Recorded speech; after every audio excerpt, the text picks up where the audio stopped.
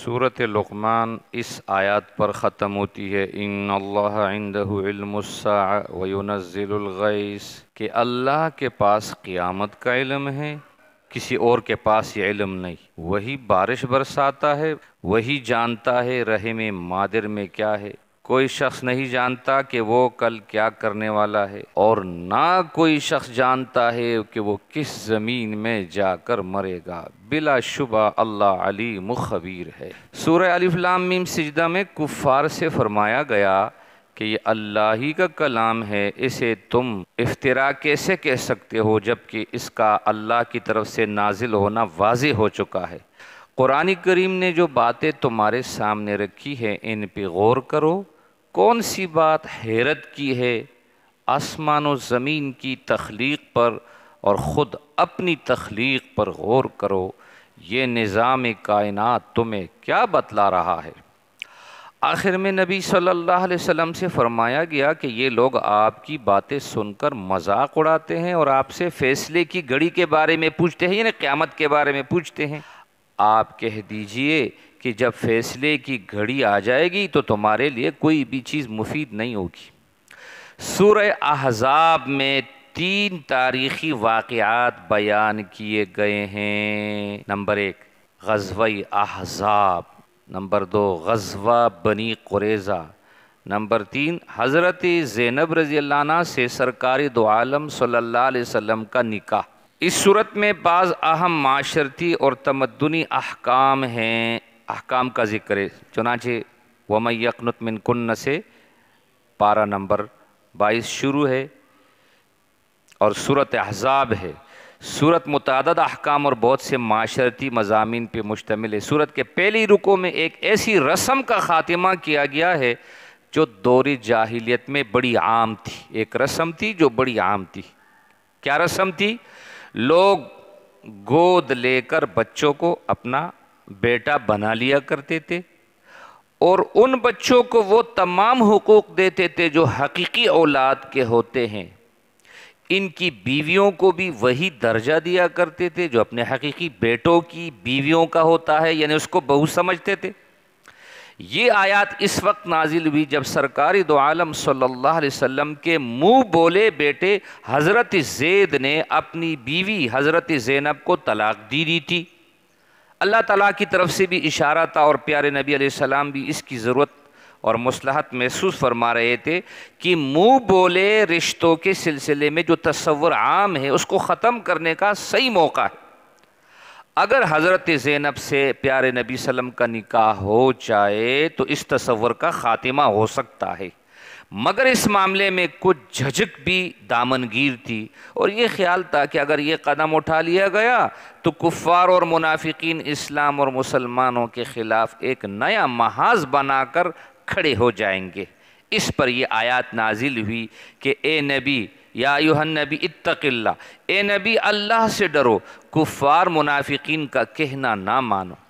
اس کے بعد یہ واضح کیا گیا کہ اللہ نے تمہارے منہ بولے بیٹوں کو تمہارے بیٹے نہیں بنایا، وہ حقیقی بیٹے نہیں ہیں۔ ان کو اپنے باپ کی طرف منسوب کرو، اور اگر تمہیں یہ معلوم نہ ہو کہ ان کے باپ کون ہیں تو وہ تمہارے دینی بھائی ہیں۔ اس صورت میں مختصر طور پہ یہ مضامین بھی آئے ہیں۔ اس میں امہات المومنین کو حکم دیا گیا ہے، ازواج مطہرات کو، کہ وہ اپنے گھروں میں رہیں، زیب و زینت کر کے باہر نہ نکلے۔ اگر غیر مردوں سے گفتگو کی ضرورت پیش آئے تو پست آواز سے بات کرے۔ عنوان تو امہات المومنین کا ہے لیکن دراصل ان کے واسطے سے تمام مسلمان عورتوں کو اس حکم کا پابند بنایا گیا ہے۔ مسلمان مردوں کو حکم دیا گیا ہے کہ وہ سرکار دو عالم صلی اللہ علیہ وسلم کے گھروں میں بلا اجازت داخل نہ ہوں، اور اگر ان کے گھروں سے کوئی چیز مانگنی ہو پردے کے پیچھے سے مانگے۔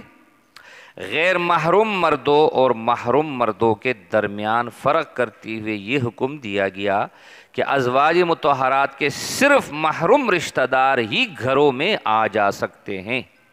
مسلمانوں کو بتلایا گیا کہ رسول اللہ صلی اللہ علیہ وسلم کی بیویاں تمہاری مائیں ہیں اور تمہارے لیے ہمیشہ ہمیشہ کے لیے اسی طرح حرام ہے جیسے تمہاری مائیں حرام ہے، یعنی حرمت میں وہ ماں کی طرح ہے، پردے میں پردہ تو ہے ان سے۔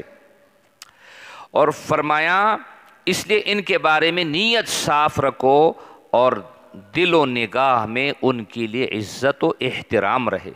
مسلمانوں کو آگاہ کیا گیا کہ رسول اللہ صلی اللہ علیہ وسلم کو اذیت دینا سخت گناہ ہے، دنیا آخرت میں سخت ترین عذاب الہی اور رسوا کن لعنت خداوندی کا باعث ہے۔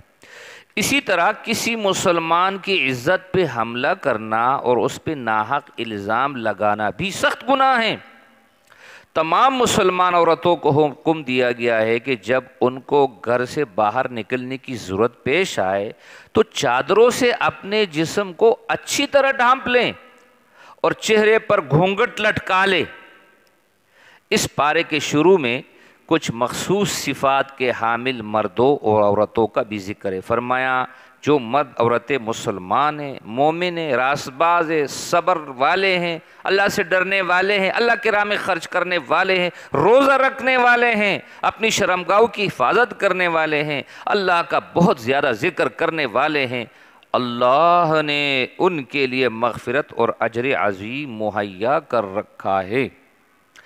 ایک آیات میں طلاق کے سلسلے میں یہ شرعی حکم بیان کیا گیا ہے کہ اے مسلمانوں، اگر تم مومن عورت سے نکاح کرو پھر انہیں ہاتھ لگائے بغیر طلاق دے دو تو ان پر کوئی عدت نہیں ہے جس کا تم ان سے مطالبہ کرو، تم انہیں کچھ دے دلا کر اچھے طریقے سے رخصت کرو۔ اس کے بعد نکاح و طلاق کے سلسلے میں سرکار دو عالم صلی اللہ علیہ وسلم کی کچھ خصوصیات بیان کی گئی ہیں۔ فرمایا اے نبی، ہم نے آپ کے لیے آپ کی وہ بیویاں حلال کر دی ہے جن کے مہر آپ نے ادا کر دیے ہیں، اور وہ عورتیں بھی جو آپ کی مملوکہ ہیں، اور مالی غنیمت میں اللہ نے آپ کو عطا فرمائی ہے، اور چچا زاد، پھوپھی زاد، خالہ زاد، ماموں زاد بہنیں جنہوں نے آپ کے ساتھ ہجرت کی، اور وہ مومن عورت ہے جس نے اپنے آپ کو پیغمبر کے لیے ہبہ کر دیا بشرطے کہ نبی اس سے نکاح کرنا چاہے۔ فرمایا یہ صرف اے میرے پیارے پیغمبر آپ کے لیے خاص ہے، دوسرے مومنین کے لیے نہیں۔ کچھ خصوصیات ہوتی ہے نبی کی، جیسے عام لوگوں کے لیے 4 بیویاں ہیں، پیغمبر کے لیے زیادہ کی اجازت ہے، اسی طرح یہ بھی خصوصیت ہے۔ آپ کو اختیار دیا جاتا ہے کہ اپنی بیویوں میں سے آپ جس کو چاہے اپنے سے الگ رکھیں اور جس کو چاہے اپنے پاس رکھیں، اور جسے چاہے الگ کر کے پھر اپنے پاس بلا لیں، اس میں آپ کے لیے کوئی حرج نہیں ہے۔ پاس رکھنے میں زیادہ توقع ہے کہ ان بیویوں کی آنکھیں ٹھنڈی رہیں گی اور رنجیدہ نہیں ہوں گی، اور فرمایا جو کچھ بھی آپ انہیں عطا فرما دیں گے اس پر وہ سب راضی رہیں گی۔ آگے فرمایا کہ اسلام اور مسلمانوں پر یہ وقت وہ تھا کہ کفار، مشرکین، یہود، منافقین سب اسلام کی بے مثال ترقی پر مارے حسد کے مرے جا رہے تھے۔ ان کے بس میں یہ تو تھا نہیں کہ اسلام کے بڑھتے قدموں کو روک دیتے، بس اتنا کر سکتے تھے کہ نبی پاک علیہ السلام کی ذات اقدس پر الزامات لگا کر اپنے دل کی بڑاس نکال لے۔ ان حالات میں یہ آیات نازل ہوئی، گویا اس آیات کے ذریعے اللہ تعالیٰ نے تمام مخالفین کو آگاہ کر دیا کہ تمہاری مخالفت بے اثر رہے گی۔ ان اللہ و ملائکتہ یصلون علی النبی، کیونکہ اللہ فرماتے ہیں میں خود پیارے نبی پر مہربان ہوں۔ فرمایا اللہ اور اس کے فرشتے نبی پر درود بھیجتے ہیں، اے اہل ایمان تم بھی پیارے نبی پر درود و سلام بھیجو۔ چند آیات کے بعد اہل ایمان سے خطاب کرتے ہوئے فرمایا یا ایھا الذین آمنوا، اے ایمان والو اللہ سے ڈرو اور صحیح بات کیا کرو، وقولوا قولا سدیدا، اللہ تمہارے اعمال قبول فرما لے گا اور تمہارے گناہ معاف کر دے گا۔ فرمایا جو شخص اللہ اور رسول کی اطاعت کرے گا وہی کامیابی سے ہمکنار ہوگا۔ اس صورت میں ایک آیات یہ بھی ہے جس میں بتلایا گیا کہ یہ بار امانت قرآن کریم کے احکام کا ہم نے آسمانوں اور زمین اور پہاڑوں کے سامنے پیش کیا، اِنَّا عَرَضْنَا الْأَمَانَةَ عَلَى السَّمَاوَاتِ وَالْأَرْضِ، تو وہ ڈر گئے وَأَشْفَقْنَا، اور انہوں نے اس کو اٹھانے سے انکار کر دیا، اور انسان نے قرآن کریم کے احکام کا بوجھ اٹھا لیا۔ بلا شبہ انسان بڑا ظالم و جاہل ہے۔ یہ الفاظ اصل میں غایت شفقت اور محبت پر مبنی ہے، یعنی بڑے محبت میں آگے بڑھنے والا ہے انسان۔ سورہ سبا میں کفار کے ان اعتراضات کا جواب دیا گیا ہے جو وہ سرکار دو عالم صلی اللہ علیہ وسلم کی دعوتی توحید پر اور خود پیارے نبی کی نبوت پر کیا کرتے تھے۔ مثال کے طور پر پہلے ہی رکوع میں فرمایا کہ اہل کفر کہا کرتے ہیں کہ ہمارے پاس قیامت نہیں آئے گی۔ قل، آپ فرما دیجئے کیوں نہیں آئے گی؟ میرے رب کی قسم جو عالم الغیب ہے، قیامت تم پر ضرور آئے گی۔ اللہ تعالیٰ سے ذرہ برابر بھی کوئی چیز نہ آسمانوں میں چھپی ہوئی ہے نہ زمین میں، نہ ذرہ سے بڑی نہ اس سے چھوٹی۔ پھر فرمایا کافر لوگوں سے کہا کرتے ہیں کہ کیا ہم تمہیں ایسے شخص کے بارے میں نہ بتلائیں جو تمہیں یہ خبر دیتا ہے کہ تم ریزہ ریزہ کر دیے جاؤ گے، اس وقت تم اثر نو پیدا کیے جاؤ گے۔ یہ شخص یا تو اللہ پہ بہتان باندھتا ہے نعوذ باللہ، یا اسے جنون لاحق ہے۔ اس کے جواب میں فرمایا گیا نہیں، جو لوگ آخرت کو نہیں مانتے وہ عذاب میں مبتلا ہونے والے ہیں۔ عقیدہ آخرت تو ایمان کا حصہ ہے۔ فرمایا یہی لوگ کھلی گمراہی میں ہیں۔ کیا انہوں نے آسمان و زمین کو نہیں دیکھا جو انہیں آگے پیچھے سے گھیرے ہوئے ہیں؟ اگر اللہ فرماتے ہم چاہے تو انہیں زمین میں دھسا دے یا آسمان سے کچھ ٹکڑے ان کے اوپر گرا دے۔ حضرت داؤد اور حضرت سلیمان علیہ السلام کا کچھ ذکر پہلے آ چکا ہے اور کچھ اس صورت میں ہے۔ فرمایا کہ ہم نے داؤد علیہ السلام پر اپنی طرف سے بڑی مہربانی کی، پہاڑوں اور پرندوں کو حکم دیا کہ وہ داؤد علیہ السلام کے ساتھ تسبیح کیا کرے۔ فرمایا ہم نے داؤد علیہ السلام کے لیے لوہے کو بالکل نرم کر دیا کہ ذرے پوری بناؤ، یعنی وہ لوہے کا لباس، ذرے پوری بناؤ اور ان کے حلقے ٹھیک اندازے پہ رکھو اور اچھے عمل کیا کرو، اور جو کچھ تم کرتے ہو اللہ فرماتے میں اسے دیکھ رہا ہوں۔ سلیمان علیہ السلام کے لیے اللہ فرماتے کہ ہم نے ہوا کو مسخر کر دیا، صبح کے وقت اس کا چلنا 1 مہینے کی مسافت تک اور شام کے وقت اس کا چلنا 1 ماہ کی مسافت تک۔ مطلب یہ ہے ہوا اتنی تیز رفتاری کے ساتھ ان کو لیے پھرتی تھی کہ 1 مہینے کی مسافت ایک وقت میں اور دوسرے مہینے کی مسافت دوسرے وقت میں طے کر لیا کرتے تھے۔ گویا 1 دن اور رات میں 2 مہینے کی مسافت طے کر لیا کرتے تھے، F16 سے بھی زیادہ تیز۔ فرمایا ہم نے سلیمان علیہ السلام کے لیے پگھلے ہوئے تانبے کا چشمہ بہا دیا اور ایسے جنات سلیمان علیہ السلام کے تعبیر کر دیے جو اپنے رب کے حکم سے ان کے سامنے کام کیا کرتے تھے۔ جنات سلیمان علیہ السلام کے لیے جو کچھ سلیمان علیہ السلام چاہتے تھے بناتے تھے، اونچی عمارتیں، بڑے بڑے مجسمے، بڑے بڑے حوض جیسے لگن اور بڑی بڑی گڑی ہوئی دیگیں۔ اے آل داؤد بطور شکر اچھے عمل کرو، اعملوا آل داؤد شکرا، اگرچہ میرے بندوں میں شکر کرنے والے کم ہی ہیں۔ فرمایا جب ہم نے سلیمان علیہ السلام پر موت کا فیصلہ کیا تو سلیمان علیہ السلام کی موت کو جنات پر خفیہ رکھا، کیونکہ جنات بیت المقدس اور ہیکل سلیمانی کی تعمیر میں مشغول تھے۔ ادھر سلیمان علیہ السلام لاٹھی لے کر نگرانی کر رہے تھے اور کھڑے کھڑے موت آئی۔ سلیمان علیہ السلام کھڑے ہو کر جنات کی نگرانی فرما رہے تھے۔ ان کی موت کا پتہ جنات کو نہیں تھا۔ وہ کیڑے نے جب لاٹھی کا حصہ کھا لیا اس کی وجہ سے سلیمان علیہ السلام گر پڑے تو پتہ چلا کہ ان کی تو موت واقع ہوئی۔ ان کی موت کا پتہ دینے والا کوئی اس گن کے سوا نہ تھا جو ان کے عصا کو کھا رہا تھا۔ جب لکڑی ٹوٹ گئی تو سلیمان علیہ السلام گر پڑے، تب جنات کو سلیمان علیہ السلام کی موت کا پتہ چلا، اور افسوس کیا جنات نے کہ اگر وہ غیب کی بات جانتے تو اس ذلت آمیز بگار اور مزدوری کے عذاب میں گرفتار نہ ہوتے۔ وہ تو یہ سمجھ رہے کہ سلیمان علیہ السلام کڑے دیکھ رہے ہیں۔ اسے پتہ چلا جنات کو علم غیب نہیں ہے۔ بہت سارے لوگ سمجھتے ہیں جنات عالم الغیب ہے، ایسا نہیں۔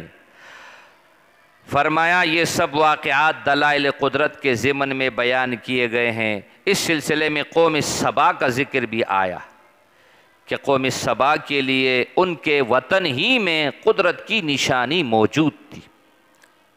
جیسے ہمارے ملک میں قدرت کی نشانیاں ہیں، سرسبز و شاداب بھی ہے، غلہ بھی، ہر چیز ہے۔ قوم سبا کے لیے ان کے وطن ہی میں قدرت کی نشانی موجود تھی۔ ان کے لیے 2 باغ تھے، دائیں بائیں، اور انہیں اجازت تھی کہ کھاؤ پیو اپنے رب کے عطا کردہ رزق سے اور اللہ کا شکر ادا کرو۔ فرمایا عمدہ شہر تھا، بلدہ طیبہ، ربی غفور، اور اللہ مغفرت کرنے والا تھا، مگر انہوں نے منہ موڑا۔ آخر کار اللہ فرماتے ہم نے ان پر زبردست سیلاب بھیج دیا، اور ان کے 2 باغوں کے بدلے 2 اور باغ دیے، جن میں کڑوے کسیلے پھل، جھاڑ کے درخت اور تھوڑی سی بیریاں تھی۔ تبدیلی آ گئی۔ فرمایا یہ تھا ان کے کفر کا بدلہ جو ان کو ہم نے دیا۔ فرمایا اسی طرح کے مضامین پر یہ صورت اختتام پذیر ہوئی۔ اس کے بعد سورہ فاطر ہے۔ سورہ فاطر میں کفار مکہ کے ساتھ ناصحانہ انداز تخاطب اختیار کیا گیا ہے کہ رسول اللہ صلی اللہ علیہ وسلم تمہیں جس طرف بلا رہے ہیں اس میں تمہارا بھلا ہے۔ اگر تم پیارے نبی کی بات نہیں مانو گے تو ان کا کچھ بگڑنے والا نہیں ہے، تمہاری تمام مخالفانہ تدبیریں تمہارے ہی خلاف پڑیں گی۔ نبی صلی اللہ علیہ وسلم جو کچھ فرما رہے ہیں اس میں کچھ بھی غلط نہیں ہے۔ وہ شرک سے منع کرتے ہیں، تم خود آنکھیں کھول کر دیکھو کہ اللہ کے ہوتے ہوئے شرک کی کوئی معقول بنیاد ہے؟ کچھ بھی نہیں ہے۔ فرمایا وہ قیامت کے بارے میں بتلاتے ہیں، مرنے کے بعد دوبارہ زندہ ہونے کی خبر دیتے ہیں، اس میں حیرت کی کون سی بات ہے؟ کیا تم دن رات چیزوں کے دوبارہ پیدا ہونے کا مشاہدہ نہیں کر رہے ہو؟ پھر اللہ نے تمہیں ایک قطرے سے پیدا کیا، کیا وہ تمہیں دوبارہ پیدا نہیں کر سکتا؟ اس طرح کی ناصحانہ گفتگو کے ساتھ سرکار دو عالم صلی اللہ علیہ وسلم کو بھی تسلی اور تشفی دی جا رہی ہے کہ جب آپ حق کی دعوت ادا کر رہے ہیں تو گمراہی پر اصرار کرنے والوں کو راہ راست پہ لانے کی فکر میں ہلکان نہ ہو، اس کے بجائے ان لوگوں پر اپنی توجہ مرکوز کرے جو آپ کی بات غور سے سن رہے ہیں۔ اس پارے کی آخری سورت سورہ یاسین ہے، جس کا یاسین والقرآن الحکیم، جس کا صرف 1.5 رکوع اس پارے میں ہے، یعنی پارہ نمبر 22 میں، اور انشاءاللہ باقی اگلے پارے میں ہے ما لی لا اعبد الذی، پارہ نمبر 23 کل سے۔